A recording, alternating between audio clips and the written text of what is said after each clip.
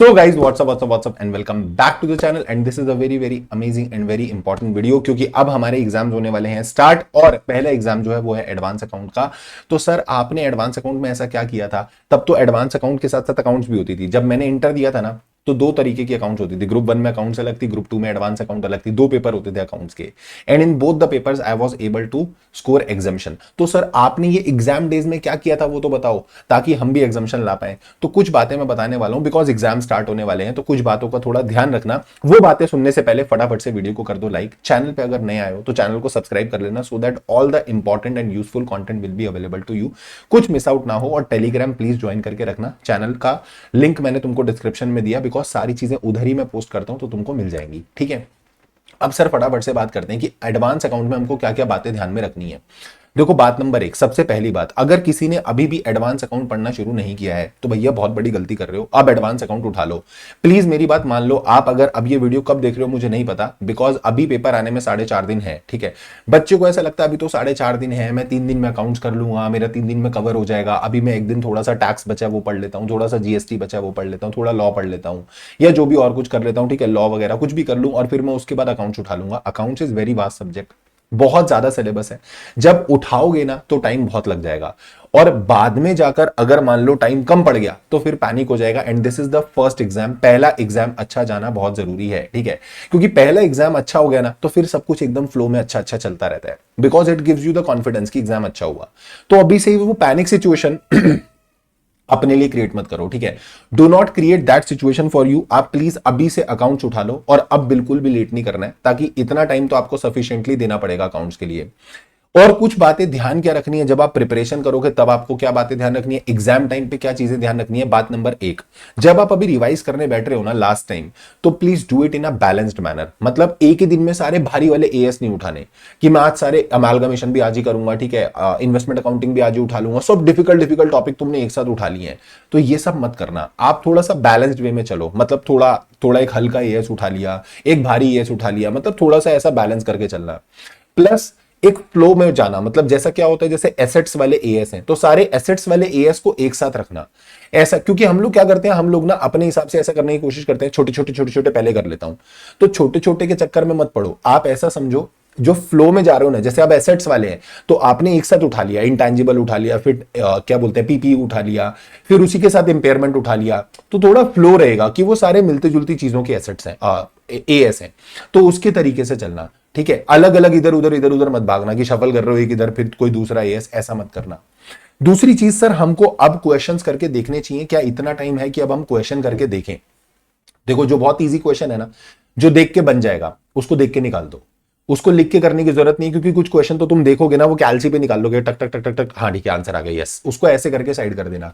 जो क्वेश्चन तुमको थोड़ा लगता है, जो तुमने स्टार मार्क करके रखा हुआ होगा, वो वाला क्वेश्चन पर्टिकुलरली आप क्या करना, उसको लिख के देखना, ठीक है। उसको लिख के देखना और उसको भी लिखना ऐसे नहीं कि पूरा पेंसिल स्केल प्रॉपर फॉर्मेट बना के फिर लिख के देख रहे हो। जस्ट स्क्रिबल इट डाउन, थोड़ा सा ऐसा रफ करके लिख देना और लिख के देख लेना कि मेरे से बन रहा है ना। फिर जहां अटको थोड़ा बहुत उसको देख के समझ के निपटा लेना। तो ऐसे करके करना। मतलब this is not the time कि पूरा कॉपी पेन उठा के प्रॉपर पेंसिल स्केल डाल के पूरा ऐसा सजा सजा के कर रहे हो, वो नहीं करना है क्योंकि उसमें टाइम बहुत चला जाएगा। उसमें तो फिर एक ही दिन में आप पूरा अमेलगमेशन में निकाल दोगे, ठीक है, वो मत करना। तो अभी प्रैक्टिस करके देख सकते हो, बट कैसे करने हैं, जो इजी वाले हैं वो ऐसे टक टक टक, ठीक है, और जो आपने थोड़े से भारी आपको लगते हैं वो वाले आप थोड़ा सा लिख के देख लेना। फिर उसके बाद अभी जब आप पढ़ाई कर रहे हो, सबसे इंपॉर्टेंट चीज ये है, now it is the time for accounts. अब अगर अकाउंट्स की बारी है ना तो सिर्फ अकाउंट्स के बारे में सोचो। लॉ के बारे में, लॉ का पेपर क्या आएगा, कैसे आएगा, टैक्स में क्या होगा, कैसे होगा, लीव ऑल दैट। बिकॉज आप अभी प्रिपरेशन में ना बाकी सब्जेक्ट बीच में घुसा लेते हो, वो सब मैस हो जाता है। आप क्या करते हो, अभी अकाउंट्स पढ़ रहे हो, एकदम AS13 चल रहा है, कुछ भी तुम रिवाइज कर रहे हो, तुम्हें एकदम से ना ऐसा इधर ख्याल आएगा, अरे यार वो पीजीबीपी में यार वो वाला हट, ये सब नहीं आने देना है। ये होगा तुम्हारे दिमाग में अभी एकदम से आएगा, अरे यार वो जो लॉ के अंदर वो वाला था, फॉरेन कंपनी के अंदर वो था। डोंट डू दिस, इससे ये भी खराब होगा, इससे वो भी याद नहीं आएगा। अभी लॉ का पेपर है, नहीं, this is just the exam of accounts. अब सोचो मेरा सिर्फ एक एग्जाम है अकाउंट्स का, दैट्स इट, 5 तारीख को। लॉ की सारी कहानी 5 तारीख को शाम को 5 बजे के बाद स्टार्ट होगी, उससे पहले नहीं।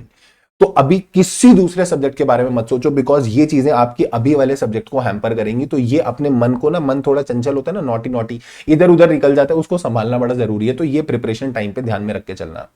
पेपर में आपको क्या करना है, एग्जाम से पहले सुबह जो आपके पास टाइम होगा उस दिन व्हाट आई डिड कि मैंने एक जगह पर सारे जो क्वेश्चंस थे ना डिफिकल्ट वाले, मैंने वो लिख के रखे थे कि ये क्वेश्चन मुझे एक बार देख के जाने हैं एग्जाम से पहले।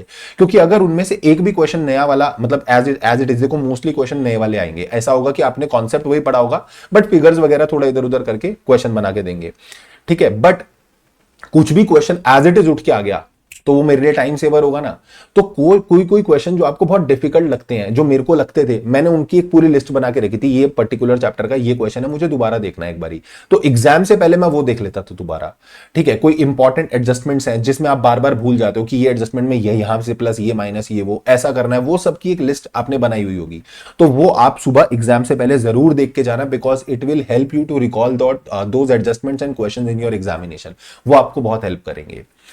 नेक्स्ट, किसी भी हाल में 100 मार्क्स का पेपर अटेम्प्ट करके आना, बिकॉज खाली शीट पे मार्क्स नहीं मिलते। पर अगर आप कुछ भी लिख के आओगे तो at least he will be able to give you the marks. तुम्हारा आंसर मैच नहीं करेगा, बैलेंस शीट टैली नहीं होगी, बट एटलीस्ट लिखा तो होगा, स्टेप मार्किंग तो होगी, तो कुछ तो मार्क्स देगा। छोड़ के नहीं आना है, ठीक है। इन एनी केस दुनिया इधर की उधर हो जाए, हर पेपर 100 मार्क्स का करके आना है।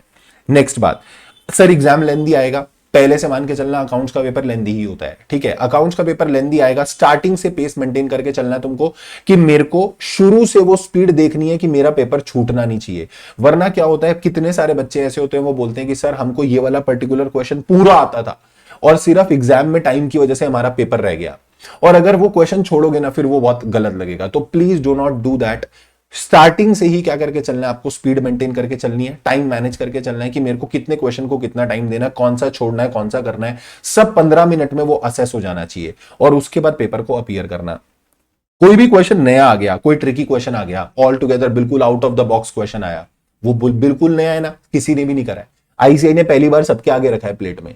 Now how you handle it, that is the game. तो आपको जितना ज्ञान है ना उस टॉपिक पे वो डाल दो। मतलब उस टॉपिक का क्वेश्चन, जिसका वो क्वेश्चन आया हुआ है, वो टॉपिक का जो सारा आपको नॉलेज है, अप्लाई दैट, जितना बन पाए उतना करके आना। मैं बोल रहा हूं तुमको मार्क्स मिलेंगे, मुझे मिले हैं, ठीक है, और मिलते हैं। So please do that, whatever you know about that topic, just apply that, जितना बन पाए उस क्वेश्चन को करना and you will be able to do it. तो पेपर बहुत अच्छा आएगा, पेपर तुम्हारे आराम से हो जाएंगे, टेंशन बिल्कुल भी नहीं लेनी है। कुछ बातें हैं ये, बस इन बातों का ध्यान रखना। एंड रेस्ट, लॉ के लिए जो है, लॉ के लिए भाई तुमको मिलेगा शाम को 5 बजे, 5 तारीख को, यानी कि 5 मई को जब आप पेपर देके आओगे अकाउंट्स का, तो उसके बाद I will give you the planner as well for 1.5 days, plus marathon भी अपनी उस दिन। तो उसमें भी अपन बहुत सारे चैप्टर विद क्वेश्चंस हम लोग कवर करने वाले हैं, कॉन्सेप्ट प्लस क्वेश्चन में तुमको कवर करा के दूंगा। तो वो भी आपका लॉ का मैं तुमको एकदम बूस्ट पेज दे दूंगा, ठीक है। तो लॉ की टेंशन मतलब लॉ मैं संभाल लूंगा, बस तुम एक बार अकाउंट संभाल लो, बाकी सब हो जाएगा, ठीक है। So that's all for this video and that's all for today. All the very very best to all of you. Mummy papa का आशीर्वाद लेके जाना एग्जाम्स में, हम सबका, सारी फैकल्टीज का, सारे टीचर्स का आशीर्वाद आपके साथ है। पेपर एकदम अच्छे होंगे, भगवान जी की ब्लेसिंग्स आपके साथ हैं। All the very best to all of you. That's all for today. Thank you so much, take care, bye bye, and keep working very very hard as someone somewhere is waiting for your success. Thank you so much, take care, tata, bye bye.